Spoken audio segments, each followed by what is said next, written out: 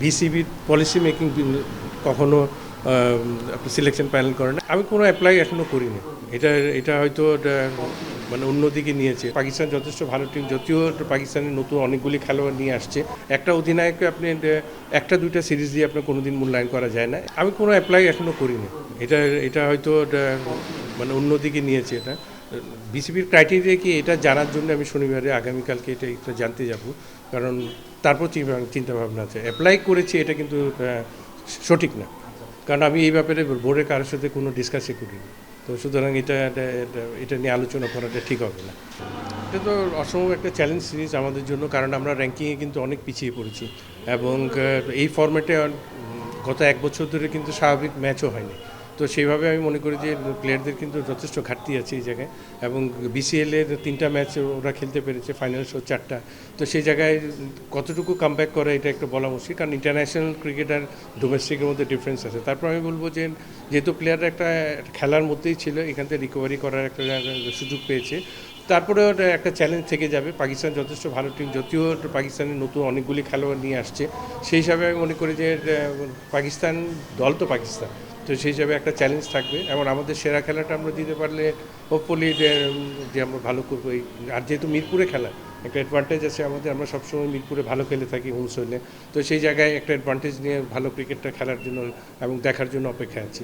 যেহেতু পাকিস্তানের অনেকগুলি নতুন প্লেয়ার আসছে, সেই জায়গায় আমাদের চাপটা কিন্তু বেশি। এই জায়গায় কিন্তু আমাদের যদি একদম সেরাটা আমরা দিতে না পারি, তাহলে কিন্তু সিরিজ জিতা মুশকিল হবে, এবং আমাদের সিরিজের পয়েন্টগুলি ভেরি ভেরি ইম্পর্টেন্ট। কারণ র্যাঙ্কিংয়ে উপরে না থাকলে হয়তো কোয়ালিফাইংও খেলতে হতে পারে। তো সেই হিসাবে র্যাঙ্কিংয়ে উপরে যাওয়ার জন্য এই সিরিজটা ভেরি ইম্পর্টেন্ট। এবং পাকিস্তান যেহেতু নতুন প্লেয়ার নিয়ে আসছে, পাকিস্তানের জন্য কিন্তু একটা বিরাট চ্যালেঞ্জ আছে, এবং নতুন খেলোয়াড়রাও ওরাও চেষ্টা করবে ওদের সেরাটা দেওয়ার জন্য এবং যাতে স্ট্যাবলিশ হয়। তো আমি মনে করি যে এটা চ্যালেঞ্জিং সিরিজ হবে আমাদের জন্য। অনেক দিন পরেও আমরা এই ফর্ম্যাটে খেলছি, তারপরে আমরা দেখার অপেক্ষা আছে ভালো ক্রিকেটটা এবং ভালো সিরিজ দেখতে চাই। এখন কিন্তু মিরাজ আমাদের যে কয়জন খেলোয়াড় আছে মানুষ টপ ক্রিকেটার, এবং অলরাউন্ডার তো এখন নাই, সাকিব যাওয়ার পরে অলরাউন্ডার মিরাজই আছে, এবং very good cricketer, very sensible cricketer. তো আমরা এই ফর্ম্যাটে ওর জন্য খুব অ্যাপ্রোপ্রিয়েট, এবং যথেষ্ট ভালো দেওয়ার অনেক অনেক জায়গা আছে, কারণ ব্যাটিং, বোলিং, ফিল্ডিং সব দিক দিয়ে ও সেরা। তো আর আমি মনে করি যে যেহেতু ক্যাপ্টেন, ওর থেকে আমরা আরও বেস্ট পারফরমেন্স আমরা চাবো। যেহেতু এই ফর্ম্যাটে খেলাটা একটু কম হয়েছে, একটা অধিনায়ককে আপনি একটা দুইটা সিরিজ দিয়ে আপনার কোনো দিন মূল্যায়ন করা যায় না। অ্যাটলিস্ট 4-5টা সিরিজ আপনার যেতে হবে। যেহেতু আমাদের টপ লিডিং ক্রিকেটার, ওর আন্ডারে অবশ্যই টিম ভালো খেলবে আমি আশা করি, এবং ওর যথেষ্ট ক্যাপাবিলিটি আছে ফ্রন্ট লাইনে থেকে দলকে পরিচালনা করার জন্য। আমি বেস্ট উইশেস অবশ্যই থাকবে এই সিরিজের জন্য, এবং আমার মনে হয় যে 2027-এর বিশ্বকাপ সামনে রেখে এই প্রস্তুতিটাও ভালো মতো এটা শুরু করতে পারে। এখানে সিলেকশন প্যানেল আমার যেটা মনে হচ্ছে যে এটা চিন্তাভাবনা করেছে, যেহেতু এই ফর্ম্যাটটায় আমরা এক বছরে একদম মানে একদম অল্প সংখ্যক ম্যাচ খেলেছি। তো সেই জায়গায় কিন্তু ইনএক্সপিরিয়েন্স একটা সাইড হয়ে গেছে এই ফর্ম্যাটটা। তো সেই হিসাবে চিন্তা করে কিন্তু অভিজ্ঞতাকে মূল্যায়ন দিয়ে কিন্তু ওরা দলটা গঠন করেছে, এবং সব এক্সপিরিয়েন্স যারা বিগত দিনে খেলে গিয়েছে ও ধরনের খেলোয়াড়কে নিয়েছে। নতুন কোনো মুখ কিন্তু এরা দলে ইনক্লুশন করে না। ওই চিন্তাভাবনা করে লিটনকেও কিন্তু ঠিক ওই চিন্তাভাবনায় নিয়েছে, টিম বেঞ্চের সাথে আলোচনা করে, যাতে মিডল অর্ডারে সামলানো যায়। মিডল অর্ডারে অনেক দিন ধরে কিন্তু এই ফর্ম্যাটটা ভালো কোনো ব্যাটসম্যান বেরোচ্ছে না।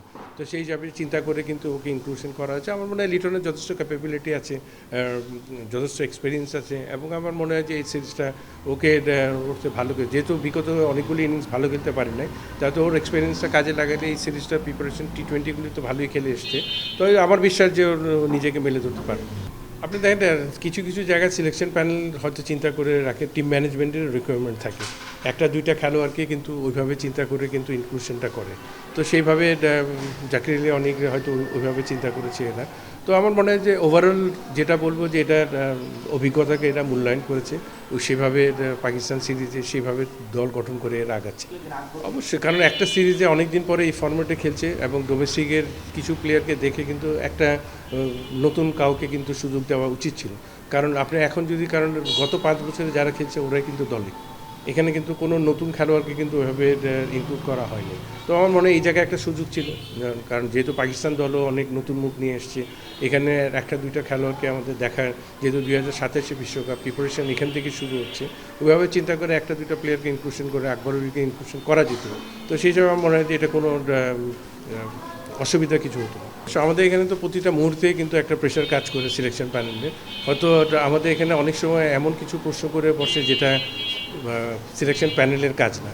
যেমন বিসিবির পলিসি মেকিং কখনো সিলেকশন প্যানেল করে না, এটা আমাদের সময় এটা জড়ানো হয়েছিল। তো অনেকগুলি কাজ আছে। সিলেকশন প্যানেলের কাজটা হলো প্লেয়ার সিলেক্ট করা, এটার বাইরে আর কোনো কাজ নেই। অন্তত কিছু আলোচনা করা হয়েছিল যেটা নিয়ে খুব বাজেভাবে মন্তব্য করা হয়েছিল, যে মনে হচ্ছিল বিসিবির ফিনান্সিয়াল থেকে শুরু করে আপনার পলিসি মেকিং সবই সিলেকশন প্যানেল করে। তো সুতরাং এটা তো দুঃখজনক, এই ধরনের না জেনে না শুনে আপনার নিউজ করে দিচ্ছে, এই তো দুঃখ। এইভাবে সিলেক্টরদের প্রেশারে ফেলানো তো ঠিক না। সিলেকশনের কাজ হলো সিলেকশন করা, প্লেয়ার সিলেকশন করা এবং ট্যালেন্ট আইডেন্টিফাই করা। তো সেইভাবে ওরা কাজ করে যাবে। তো আমার মনে হয় যে যেহেতু আমাদের দেশে একটা প্রেশার কাজ করে এটা, এবং আমার তো মনে হয় যে গত 1.5-2 বছর তো সিলেক্টররা মিডিয়া ফেস করেইনি। তো ও ধরনের তো কোনো সমালোচনার মধ্যে পড়ে নাই, খুব আরামেই কাজ করে গিয়েছে। তো সুতরাং আগামীতে দেখা যাক যারা সিলেক্টর হবে ওরা কীভাবে কাজ করে দেখার বিষয় আছে। আমি দেখি এখন ওরকম চিন্তা করি নাই, চিন্তা ভাবনা করে যদি ক্রাইটেরিয়া সেটা কীভাবে কাজ করার সিস্টেমটা কী হয় ওটা জেনে শুনে তখন চিন্তা করা। আপনার কিছু খেলোয়াড় আছে দেখেন অনেক সময় বাইরের প্রেশার নিতে পারে না, অনেক সময় বাইরের প্রেশারের জন্য নিজের পারফরমেন্সের ঘাটতিতে চলে যায়। তো আমার মনে হয় আফিফের ক্ষেত্রে এই সমস্যাটাই হয়েছিল। তো আমি মনে করি যে যেহেতু ওর যথেষ্ট এক্সপিরিয়েন্স হয়ে গেছে, যখন শুরু করেছিল অনেক বছর পার করে ফেলেছে, এখন যথেষ্ট এক্সপিরিয়েন্স ক্রিকেটার। তো আমার মনে হয় যে এখন যেহেতু সুযোগ এসে এই সুযোগে যথাযথ কাজে লাগাবে, এটা আমার বিশ্বাস। এটা অবশ্যই ওর একটা প্লেয়ারকে প্রথমে নোটেট করা হয় যে ওকে এই ফর্মেটে আমাদের দেখতে হবে, সেখানে ও স্ট্যাবলিশ হওয়ার পরে কিন্তু যখন নিজেকে পুরোপুরি মেলে ধরে তখন অন্য ফর্মেটের জন্য কিন্তু তৈরি হয়ে যায়। খালেদ যথেষ্ট ভালো বোলার, ভেরি হার্ড ওয়ার্কার। তো আমি মনে করি যে এটা সামনে আরও দিন বাংলাদেশকে দেওয়ার ওর অনেক কিছু আছে। আপনি জানেন কিছু প্লেয়ার শুরুতে আসলে যে পারফর্ম করবে এটা কোনো কথা না। আমরা শুরুতে অনেকগুলি খেলোয়াড়কে কিন্তু দেখেছি, অনেকগুলি প্লেয়ার কিন্তু আনস্ট্যাবলিশ, কিছু প্লেয়ার দেরিতে স্ট্যাবলিশ হয়েছে, কিন্তু ট্যালেন্ট কিন্তু আইডেন্টিফাই তখন হয়েছে। কে কতটুকু ট্যালেন্ট ক্রিকেটার তখন কিন্তু আইডেন্টিফাই করা হয়েছে। তো সুতরাং সব প্লেয়ার একই ধরনের পারফর্ম করবে, 11 জন খেলোয়াড় কিন্তু একই পারফর্ম করে না, আপনাকে এক একজন কিন্তু করে যায়, কিন্তু আইডেন্টিফাই করা ট্যালেন্টকে, এটা হচ্ছে সবচেয়ে বড় ইম্পর্টেন্ট।